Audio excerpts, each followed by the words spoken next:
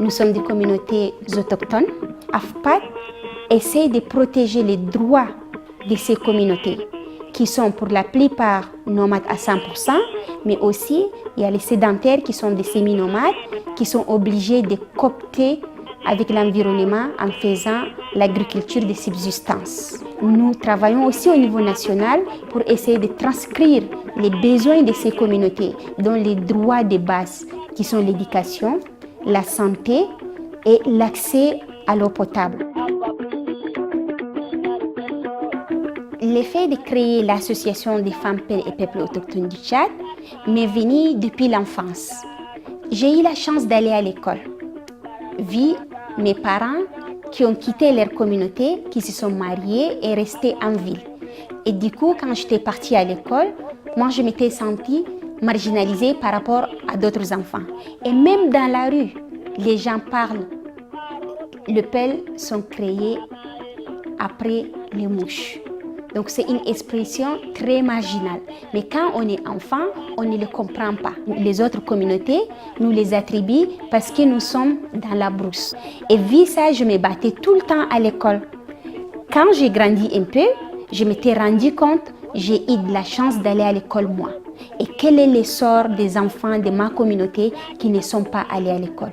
C'est comme ça l'idée m'est venue de créer une organisation pour défendre leurs droits. Et vite, je me suis rendu compte, je ne pouvais pas faire l'association pour les droits humains sans parler des droits de l'environnement.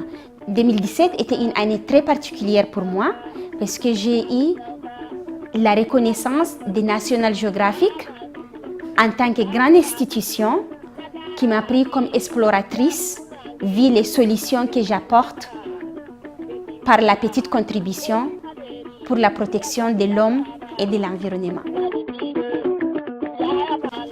Et pour moi, c'est aussi un grand bonheur d'être parmi ces femmes. Ces 100 femmes tchadiennes qui viennent de différentes origines, qui font de différents métiers, qui ont différents âges. Pour moi, être dans les portraits des femmes tchadiennes, c'était pas seulement avoir l'honneur, mais avoir aussi la reconnaissance. En tant que femme, on peut faire la différence. On peut appartenir à n'importe quelle communauté. On peut appartenir à n'importe quelle religion. On peut être au Tchad, mais on peut être reconnu. C'est un grand cadeau pour moi. Parce que c'est un cadeau,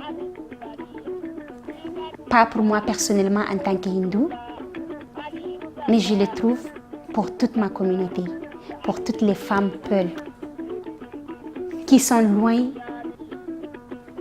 d'écrire ou de lire ces livres, mais qui sont représentées parce que c'est grâce à leur combat que j'ai pu aussi être dans les portraits tchadiens.